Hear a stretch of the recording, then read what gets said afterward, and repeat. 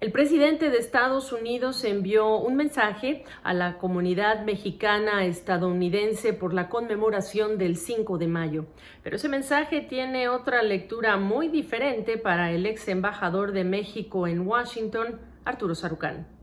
Parte del mensaje que el presidente Donald Trump envió en la mañana del 5 de mayo dice: esta conmemoración está usualmente llena de encuentros felices de familias y amigos que celebran una parte única de la rica historia de México. Aunque esta celebración no incluirá las festividades y desfiles usuales, la historia subyacente de perseverancia y resiliencia del festejo es relevante como nunca. Y termina: Melania se une a mí en reconocer a la comunidad mexicana estadounidense por sus numerosas contribuciones excepcionales a nuestro país, particularmente con tantos estadounidenses de descendencia mexicana que están sirviendo en las primeras líneas de batalla contra el coronavirus. ¡Feliz 5 de mayo! No obstante, Arturo Sarucán, ex embajador de México en Estados Unidos, sugiere otra interpretación del mensaje. Hay que exhibirla y rechazarla por lo que es demagogia xenófoba pura, es decir, el presidente trata de mostrar que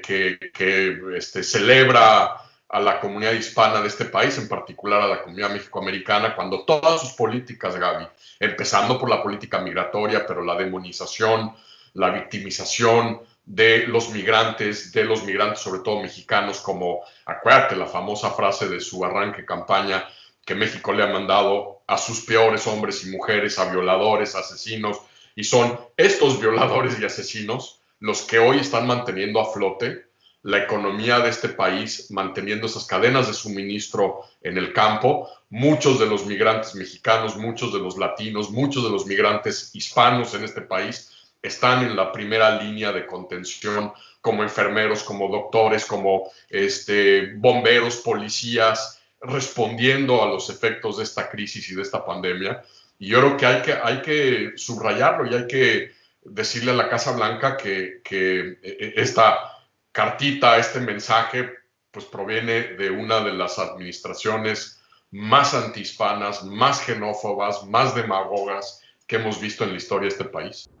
Para este diplomático con 23 años de carrera, el coronavirus vuelve a poner sobre la mesa dos narrativas contrastantes sobre México y los mexicanos, los migrantes mexicanos en Estados Unidos, los que describe como esenciales en tiempos de emergencia sanitaria, pero a los que sigue estigmatizando. A 6 meses de la elección presidencial estadounidense, Sarucán considera que, como ocurrió en 2016, Donald Trump los usará como parte de la narrativa central de su campaña. Tenemos una administración que durante lo que lleva en la Casa Blanca desde el 2016, incluso antes desde la campaña, ha usado a México como piñata político-electoral, ha usado a los migrantes como chivos expiatorios de todos los males posibles que hay en el mundo, es decir, un flanco de vulnerabilidad, ahora un flanco de contagio, es decir, salen revelaciones que aún incluso antes del COVID, funcionarios de la Casa Blanca pues, estaban buscando usar los temas de salud pública para restringir el acceso a la migración en Estados Unidos, a la migración incluso documentada. Y por el otro lado, un sector agrícola en este momento de la pandemia en Estados Unidos, que si no es por la mano de obra mexicana, de jornaleros agrícolas, la gran mayoría de ellos, Gaby, indocumentados, pues estaríamos en problemas severos en las cadenas de suministro del campo a los supermercados, a las tiendas de abarrotes en Estados Unidos. Entonces tienes esta dicotomía, por un lado, un presidente y una administración que siguen usando la bandera de la xenofobia, alcahueteando con los migrantes, y por el otro lado, la decisión del propio presidente de pedirle al ICE, al Departamento de Seguridad Interna, de no activar operativos de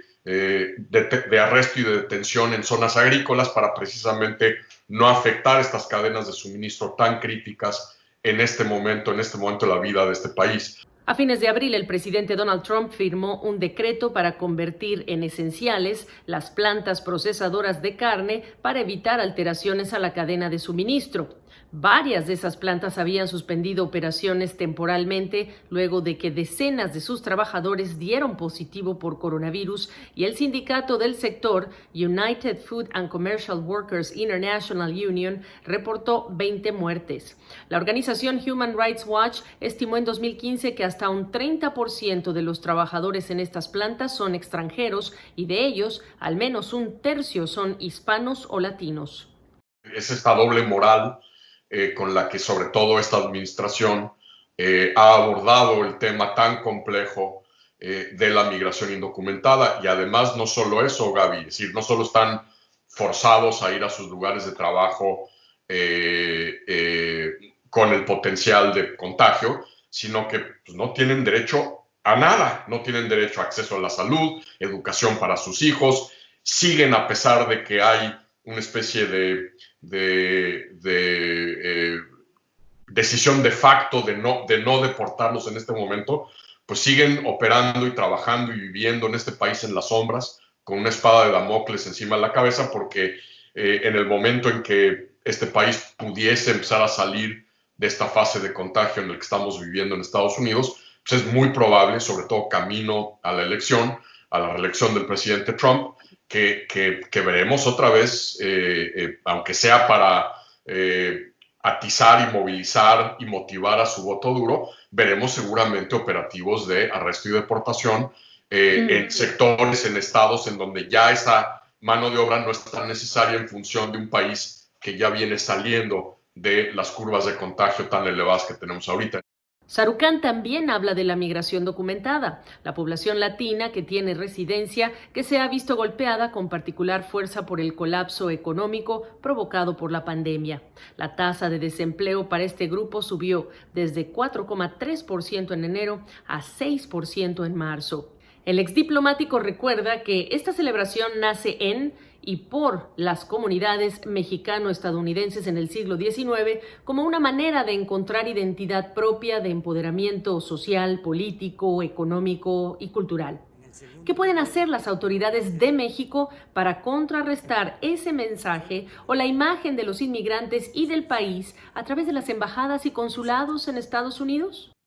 Después de haber estado 23 años en el servicio diplomático mexicano, después de haber sido cónsul en Nueva York, después de haber sido embajador de México en este país, coordinando a esos 50 consulados, esa red de 50 consulados que México tiene en Estados Unidos, yo estoy convencido que la red consular mexicana en Estados Unidos hace muchísimo con muy poco. Es decir, con pocos instrumentos, con pocos recursos, con poco personal, hace una labor. Claro, hay como todo frijolitos en el arroz, pero en general la red consular mexicana creo que hace una labor muy importante, muy loable de tratar de neutralizar, combatir, generar narrativas alternativas, buscar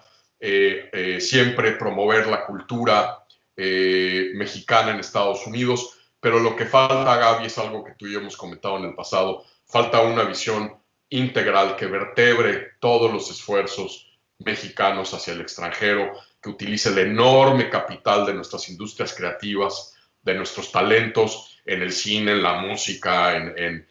las telenovelas, en las letras, y realmente aproveche ese gran, te lo he dicho yo aquí, México es una de las grandes superpotencias culturales globales. Y si el Estado mexicano y el sector privado mexicano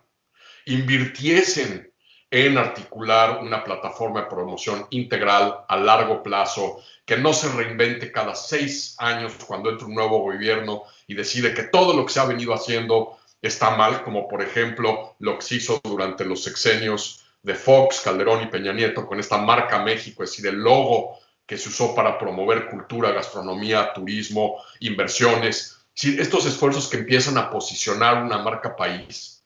y que ayudan a vender y a promover a la nación. Es decir, estas cosas se tienen que seguir abonando y trabajando. Por todo ello, Sarucán considera que este es un momento amargo para conmemorar el 5 de mayo.